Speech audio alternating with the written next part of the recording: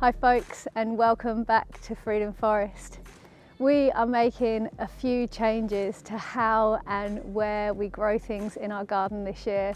So I thought it would be really nice to take you guys on a tour and share our garden plans for the season ahead.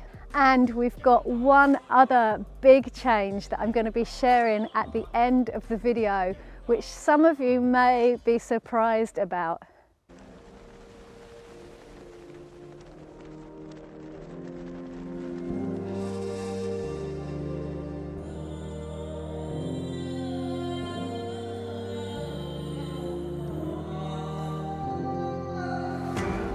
Welcome to Freedom Forest, guys, the 3-acre edible oasis that we're creating here in the south of England, where we like to try lots of new things and push the boundaries with what we can grow using permaculture and no-dig methods.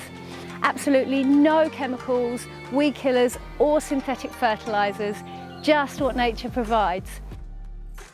We're starting off in our food forest here, and whilst we are only making some minor changes to this area this year, this is an area that overall is probably the most changeable area from year to year, and we really just let nature show us what works best here.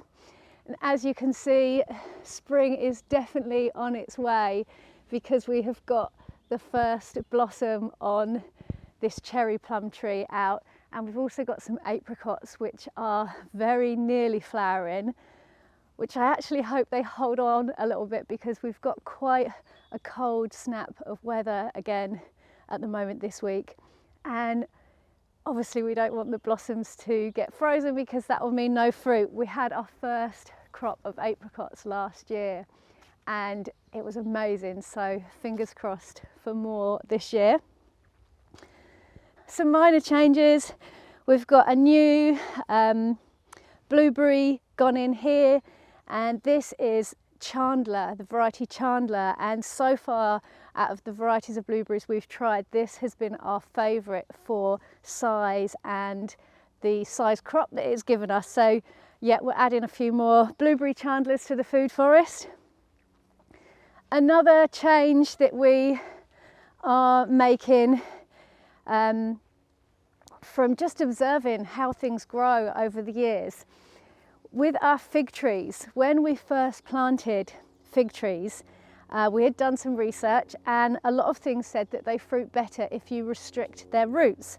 So when we planted these, we kind of made these big pots for them out of really firm plastic that we put in the ground with them.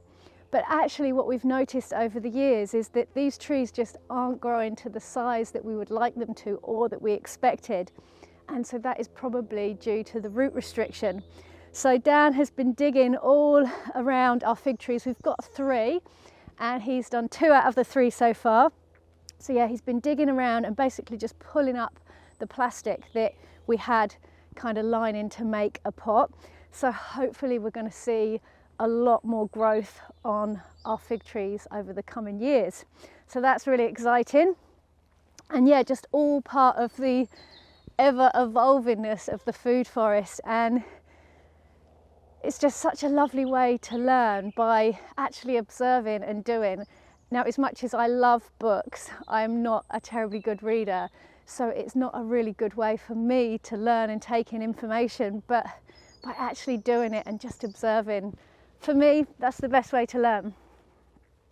Really excited to see that our elderberries, which are about 3 years old now, this one's a year older than some others, but they're starting to finally get some growth happening with them and some size. So really excited for future elderberries. And probably this is one of the areas we've actually still got most work to do on before the season ahead, just debrambling and clearing the plants. We've done almost half, I'd say, so far, but we've got to have a good tidy up of our raspberries and get all the bramble out from in between those to give them the best chance of growth. And I've been doing a little bit of work in this area over the last few days, just dotting in a few new plants, and I will share more about how we're evolving this area in the first food forest tour that we do of the season. And all these green sacks that you can see dotted around, they are bags of compost and wood chip, because we're just in the process of mulching as many of the shrubs and trees as we can. And this is our perennial bed area, so we're really looking forward to hopefully seeing asparagus and rhubarb poking through the soil soon. We only just planted this area last year. We have got a video about planting a perennial vegetable garden if you haven't seen that one. And so this is kind of a bit of an anticipation time to see if the crops that we put in just last year are going to come back and hopefully grow really strongly for us. And as you can see, Murph is just there in the yakon bed. It's one of his favourite crops to forage for himself. He loves the crunchiness of yakon, and he's got really good at just helping himself as and when he pleases. Come on, Murphs. Come on, boy. Come on. Come on then, let's go.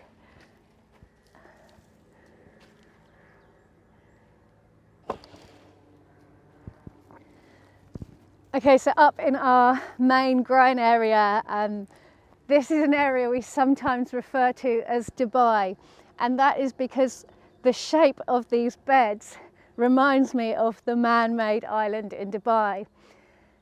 And if you have been following our channel for a while and you saw how this area was looking just a few weeks ago, you'll be able to see that there has been a lot going on up here. This is mostly Dan's work. He has been super busy remulching our paths with wood chip. Helps to keep the weeds down. It gives a really lovely area to walk on, and it also helps to feed nutrients into the growing beds as well as the wood chips break down. We have begun the process of remulching our no-dig beds, so just clearing old plants, weeding, and then just laying a thin layer of compost on top to keep everything refreshed, healthy, to feed the soil life and the microorganisms, and to hopefully grow us stronger plants. The last video I shared was on how we do a no-dig bed turnaround, so if you'd like to see more on that, check that video out. We've got our garlic, French garlic, in this lowest bed here, and my French garlic was quite small that I had from last year, so these plants are a little bit more straggly than I'm used to seeing, but they are putting on some really good size, so happy to see that. We've already got our first planting for the season in the ground, and that is broad beans. I'm growing the broad beans in a different place this year. I'll share more with you about that in a minute, but my plan for this bed, if it works, our first crop is going to be the broad beans. As you can see, they're sown either side of the bed. We're normally harvesting broad beans through June, and then around the middle of May I'm hoping to plant our courgettes into this bed also, and I'll put them in the middle. Hopefully there'll be enough space. The plan is that they're going to get a little bit of protection from the broad beans when they first go out. And then once the broad beans are finished cropping, I'll cut them down at ground level, giving extra light to the courgettes, and then any nitrogen boost that is left on the roots of the broad beans can go back to the soil and hopefully give our courgette plants a really good boost, because courgettes are quite hungry plants. We've still got some clearing and some winter crops, as you can see up here. We've still got lots of stuff that we're harvesting as well, like leeks. There's some loose leaf chicory down there, which has had a little bit of damage from the cold, but there is still plenty of good harvest on there. I've mulched over the strawberry bed with a good layer of wood chips. This is something I always do. It seems to work really well for us. And I'm starting to see a few green shoots of fresh strawberries coming through. So hopefully that is a good sign. Okay, so the first big change that we have got in this area is these beautiful new frames that we have put in over the last couple of weeks. And this is where we're going to grow peas this year. We're going to be doing 3 different varieties of peas, so 3 different beds. It's going to look beautiful with all the pea flowers when you walk in. So yeah, really excited about these. Dan's just made these posts out of hardwood. This is reclaimed pallet wood that we get from local industrial sites. And yeah, Dan's cut them down because they're really good, solid hardwood, so they should last a long time. And the wood is called Meranti, the same as Dan's music channel. So yeah, these beds are looking really good, really happy about that. The next big change for this area, again, if you've been following our channel for a while, you may recall that this has been where we had our semi-permanent bean frames and where we have been growing beans for the last 3 years. Last year, we noticed in our harvest that we had bean weevils. So we have decided to move the bean bed this year, so essentially doing a crop rotation, to see if that helps decrease the bean weevil situation. Now, like I say, we have grown beans in this area for 3 years, and that's also been a double crop because we started off with broad beans and then we planted our tall beans like runner beans to harvest as dried beans for our protein source. So yeah, the bean frames have gone, and I cannot believe how much bigger this bed is looking without the frames on it. Instead, this year we are going to be growing, our main crop in here will be corn. This has also been where we've grown oca in previous years, and so there is still going to be lots of self-seeded oca in there. I'm bringing on other oca plants in the polytunnel at the moment, and so we are still going to plant more oca into this bed. Now, normally we grow our corn using the 3 sisters method, so we grow corn, beans and squash together, and often the 4th sister we add sunflowers as well. Now, this bed's going to be slightly different this year because, like I say, I don't want to be growing beans in this area. So we're going to have sweet corn, then we're going to have oca underneath, which is going to create a really lovely ground cover for the corn to help lock the moisture in the ground. And then I will still put some of our pumpkins and winter squash up here. And then I'm probably going to put some sunflowers along the back just because it will look beautiful, and we love sunflowers. So yeah, that is the plan for this big area here. Another thing that I'm going to be trying this year, which I'm actually really excited about, is the way that I sow certain seeds directly. And this is mainly to hopefully benefit our carrots. Over the last few years, we are noticing an increasing amount of damage from carrot root fly. And whilst I did find last year that covering the carrots at certain times did really help, I also observed that where I had a few self-seeded carrots from the year before that grew alongside beetroots, the carrots that I harvested there didn't have any damage from carrot root fly. So that got me thinking about polyculture and companion planting more. Now, I did try growing onions next to all of my carrots last year, and if I'm being honest, I wouldn't say I felt that it made that much difference in terms of warding off the carrot root fly. But what I'm thinking is, if I really mix crops up, instead of growing, say, our carrots in rows like we normally would, and then our beetroots in another row, I'm actually going to get a handful of seeds. So I'm going to mix things like carrots, beetroots, and then some different herbs as companion plants. So things like dill and coriander that have got quite strong smells to them, scents on them. And I'm going to broadcast sow the seeds. So I'll have lots of different crops scattered around in one bed. And I'm going to see if that helps protect against the carrot root fly this year. So yeah, really excited about trying that. Okay, so this is the area we refer to as the new land. It is a half-acre piece of land that we had the opportunity to purchase quite a few years after we had the other 2.5 acres. So yeah, hence why it's called the new land.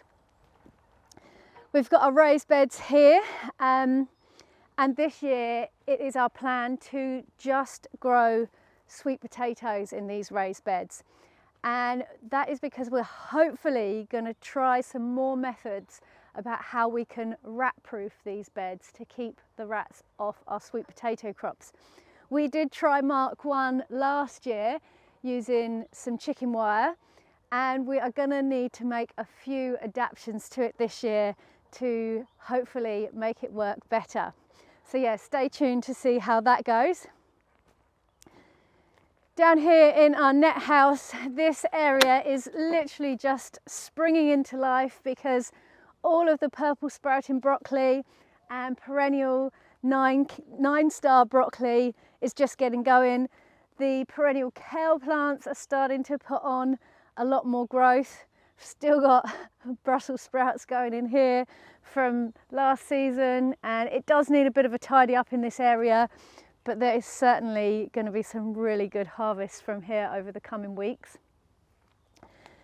So an addition I've put in here just recently is I've planted more broad beans into this area as well. And this isn't necessarily to have as a crop. I will probably cut these plants off at the base before they flower, and that is to add even more nitrogen to the soil in here, because bean plants produce nitrogen themselves on their roots.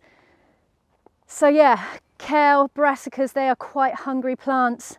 So hopefully that will help just to give the soil in here an additional boost. We have this area wood chipped, so the wood chip is constantly breaking down and feeding the soil as well. So it all adds up and helps to feed the plants. And if you just come and have a little look down here, I'm very excited because I've got our first proper little harvest ready of purple sprouting broccoli on this plant here, and it just looks absolutely amazing. I love the deep purple against the green at this time of year. It just is so exciting to see.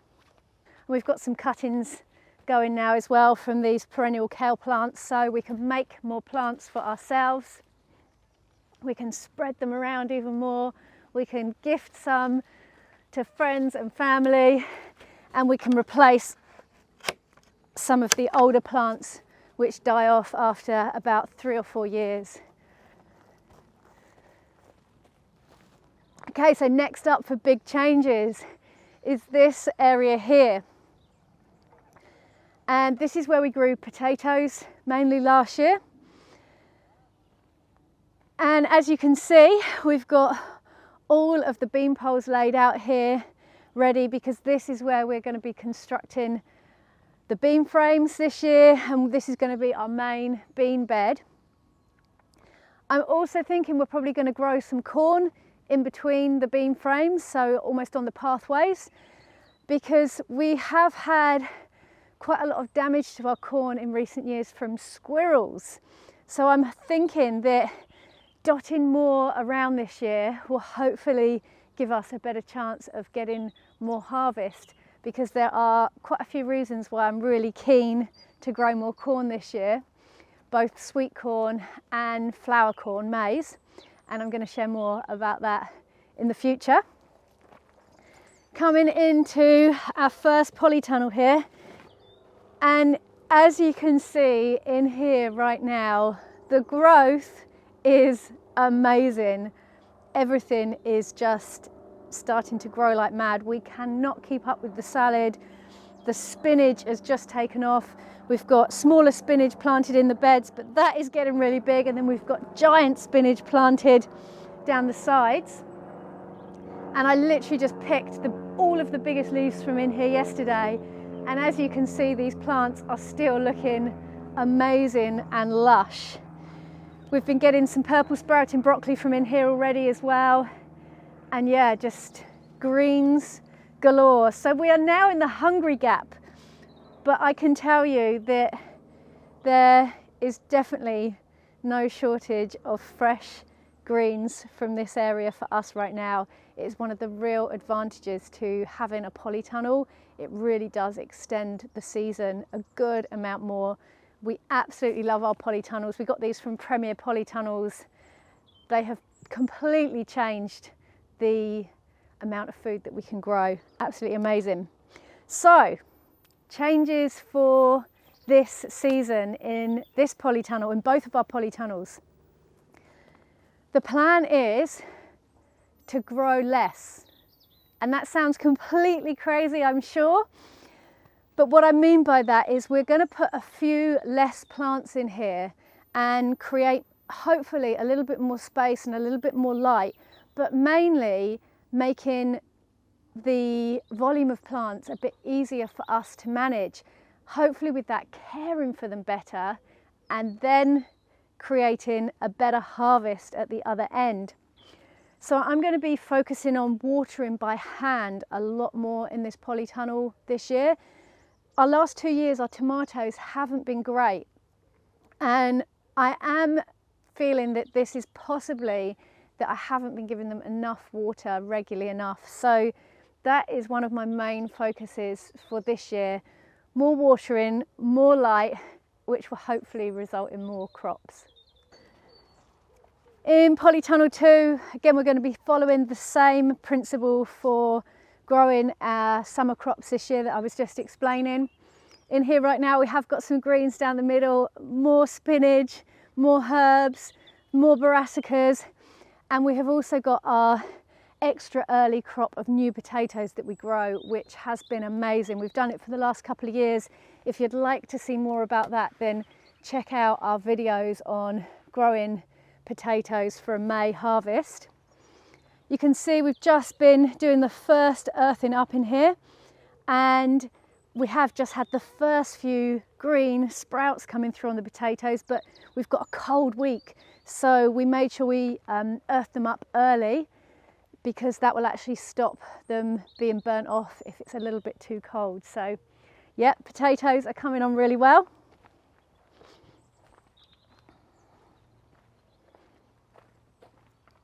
Our third polytunnel is a bit of a storage area, and it is also our main propagation area right now.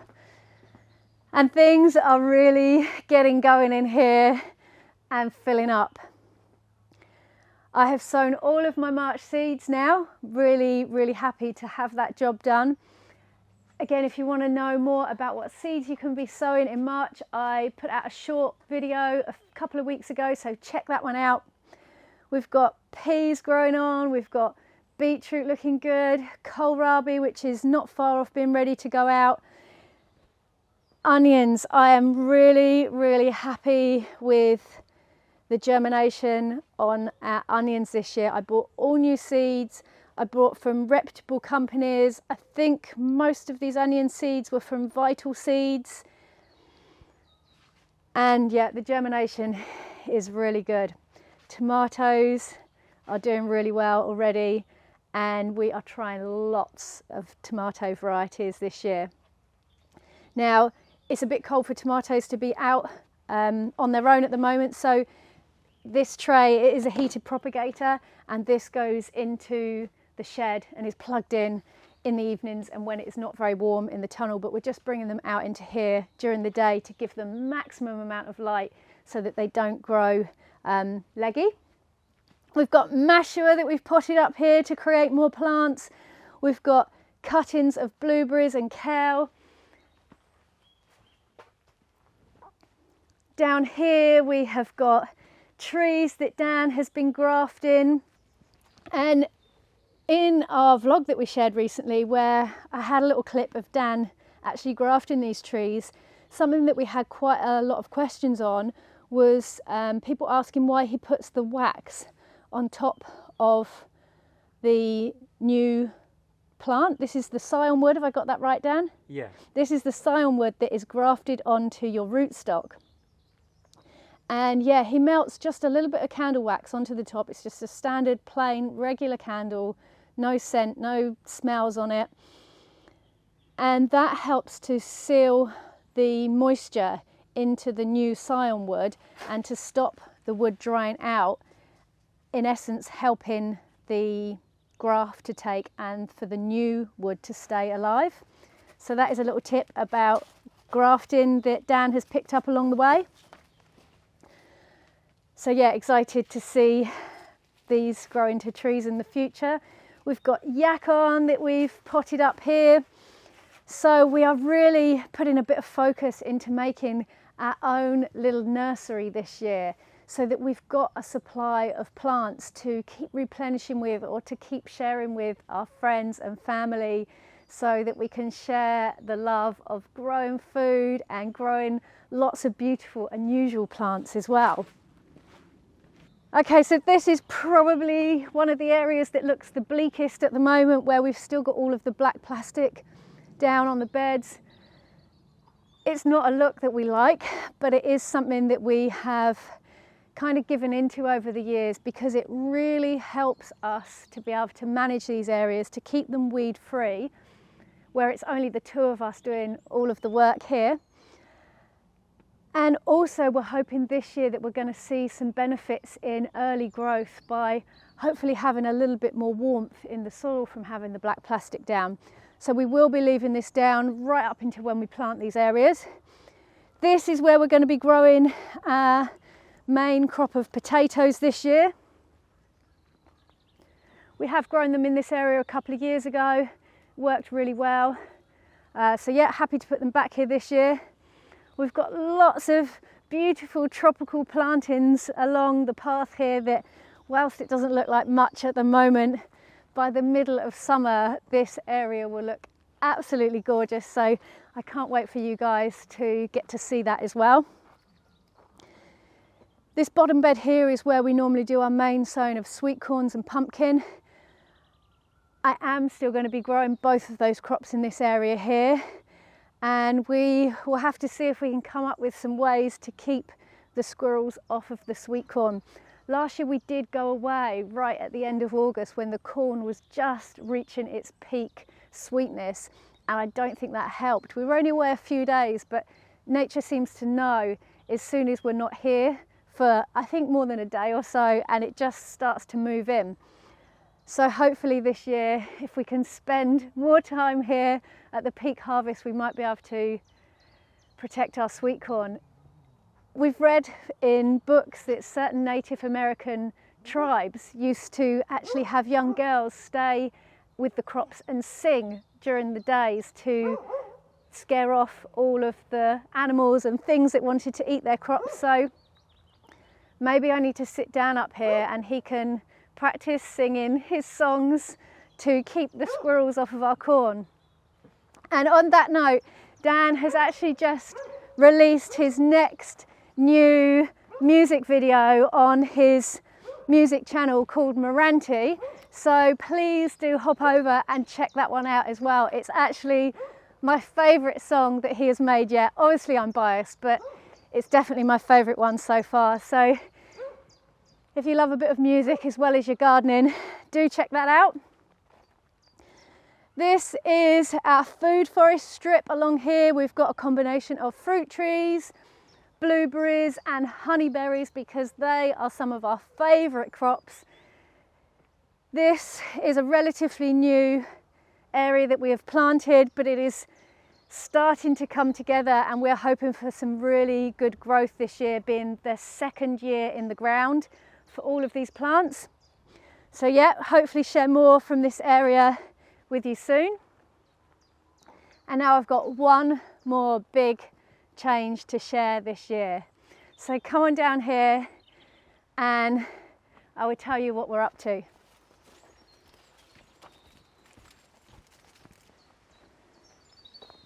Okay, so this bed here has been where we have planted our three sisters before: corn, beans and squash.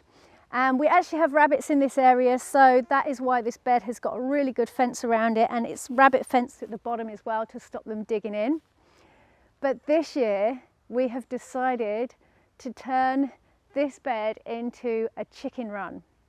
And this has been a really big decision for us, because we have actually been plant-based for nearly 7 years now. But I'm really excited to be entering into this journey with chickens more so as a self-sufficiency experiment, and to see if we can actually keep chickens self-sufficiently. And I'm going to be sharing a lot more about what I mean and how I'm planning on doing that in a video coming soon. So if you're interested, stay tuned for that one.